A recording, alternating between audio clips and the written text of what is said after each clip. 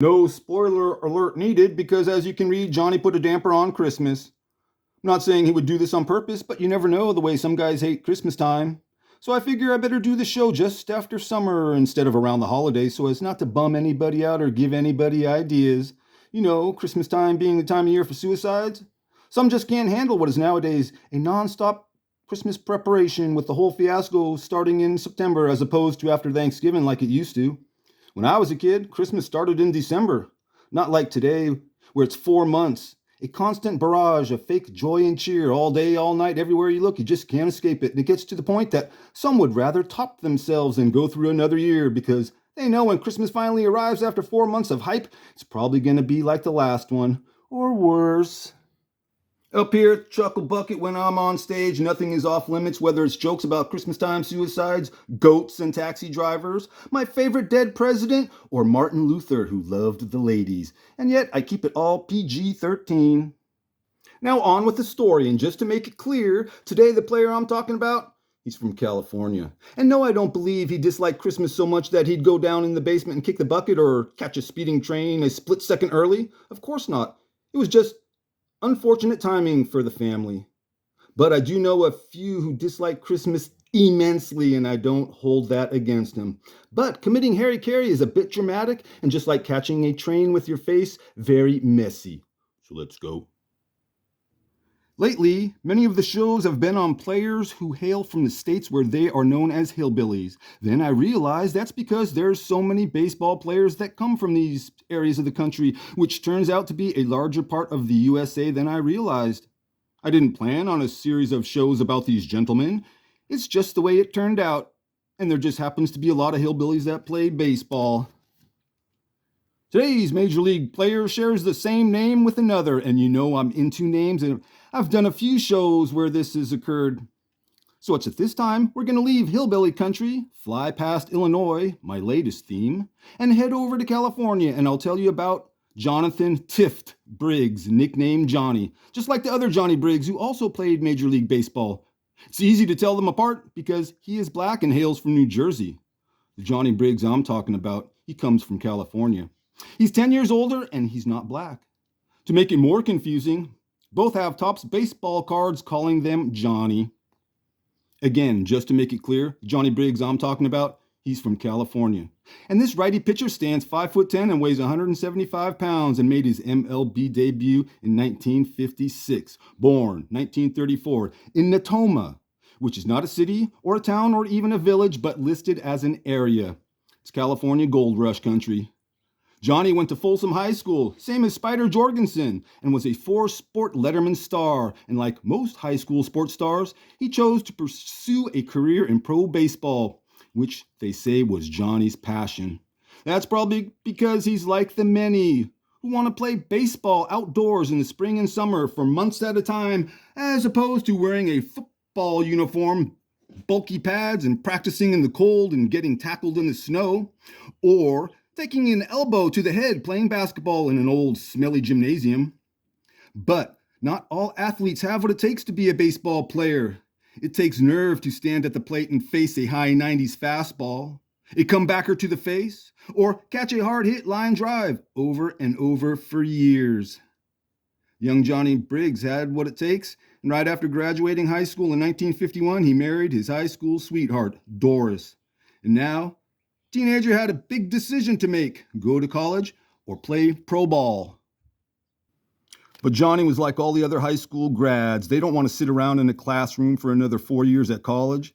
Tough choice either way for anybody who is really good in a sport, because in the back of their mind, they know the right move is to go to college. But that window to play pro ball is not always open and closes fast. And you know deep down inside that if you don't give baseball a shot, you'll go through the rest of your life wondering, could I have made it in the big leagues? So John made the choice to play pro ball, and in 1952 signed with his hometown team, the Sacramento Solons, who played at Edmonds Field, a little over 20 miles from his home.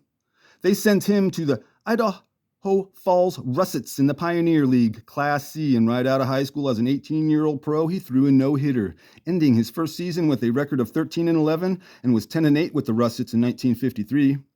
The Phillies took notice of the righty pitcher, obtained his contract, and put Johnny on their Salem Senators, Class A.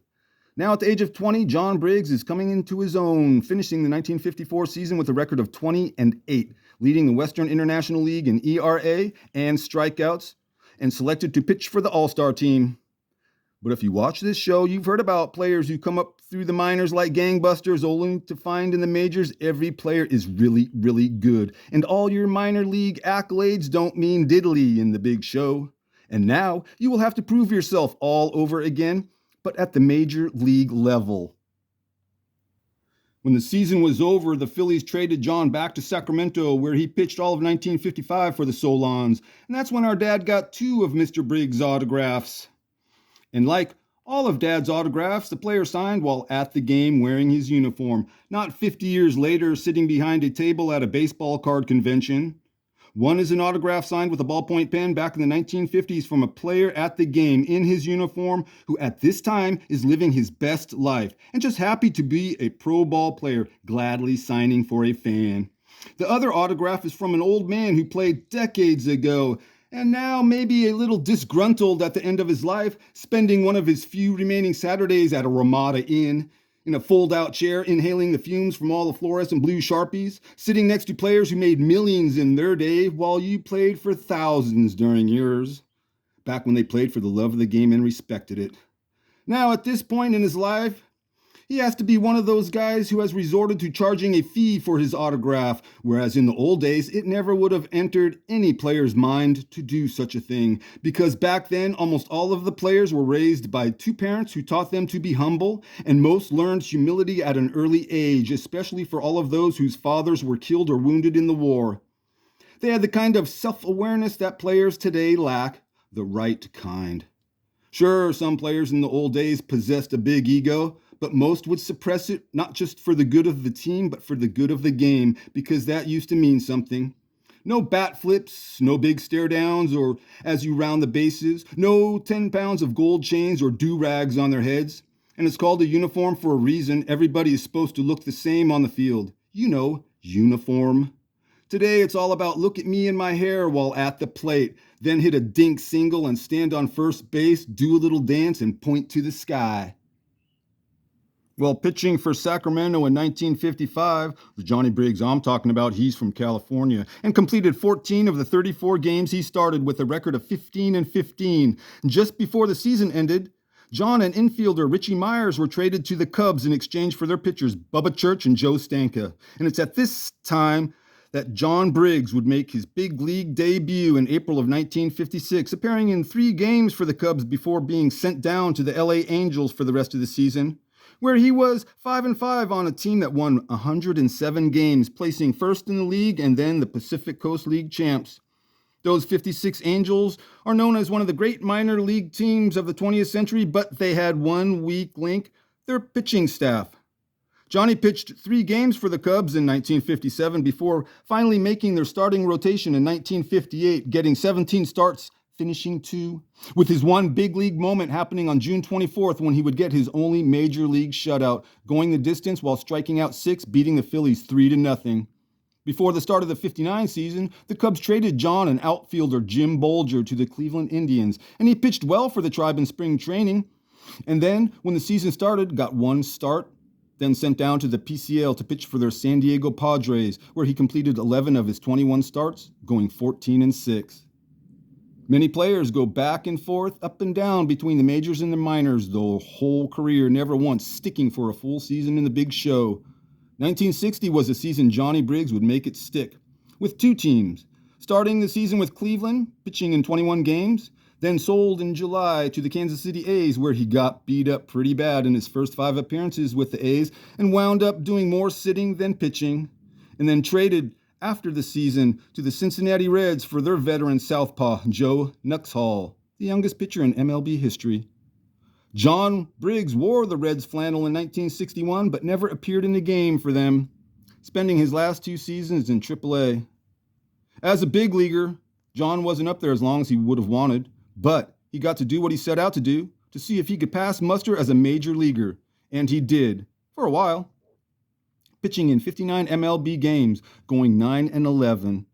But, like most ball players, they know they're not going to be a superstar because superstars don't bounce, back and forth between the minors and the majors.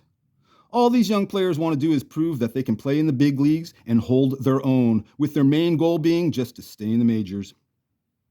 Overall, playing for 11 seasons on 11 ball clubs between 1952 and 1962, making 252 minor league pitching appearances with a nice record of 96 and 72. Besides the minor league teams already mentioned, John Briggs also pitched for the Portland Beavers, Fort Worth Cats, and the Indianapolis Indians.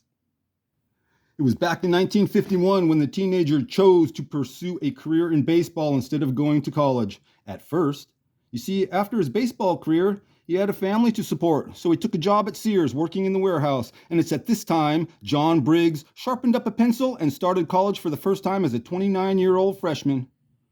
The family man would persevere and said he is very proud that he did this while raising a family and holding down a full-time job.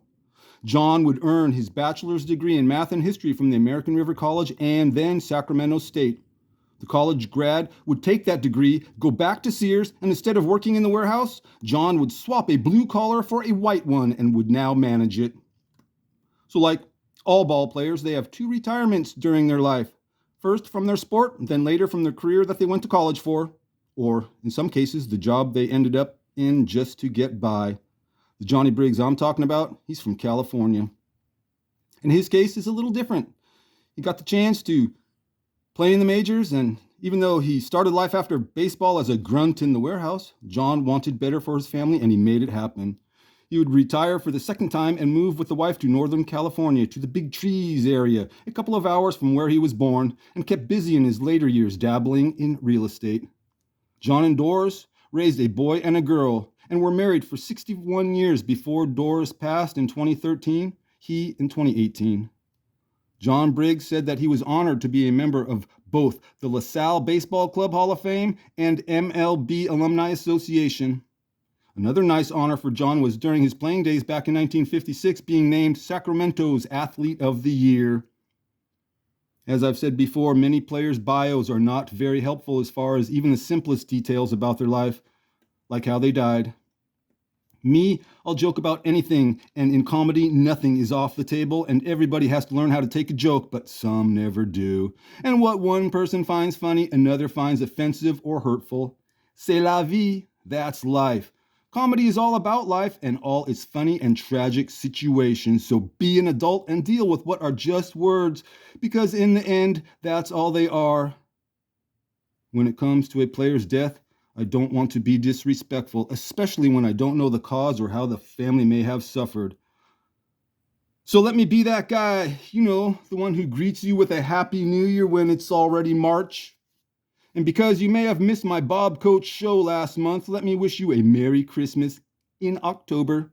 And by doing this knowingly, and that it might have some of you looking for a hunk of rope and a bucket, it is something I need to do in order to wrap up this, what I am now calling my Christmas Suicide All-Star Spectacular Show October edition featuring Mr. John Briggs. But seriously, I couldn't find John's cause of death. I believe at the age of 84 it was probably natural causes or illness. I doubt he died like my hero Bruce Lee did, in bed after a bit of weed and whoopee. I can't stay serious for even 2 sentences, but since this is the end of the show, I will try. I've mentioned Christmas a few times on my show over the past couple of years and how some old ball players really get into it while others hate all the hassle and can't wait till it's over, and will say or do some pretty crazy over-the-top stunts just to get out of it. Johnny Briggs I'm talking about, he comes from California, and I'd say by dying on Christmas was a bit extreme, and some might say overly dramatic, while at the same time making quite a statement that was definitely over the top. Nope, couldn't do it. Just had to be a wise guy.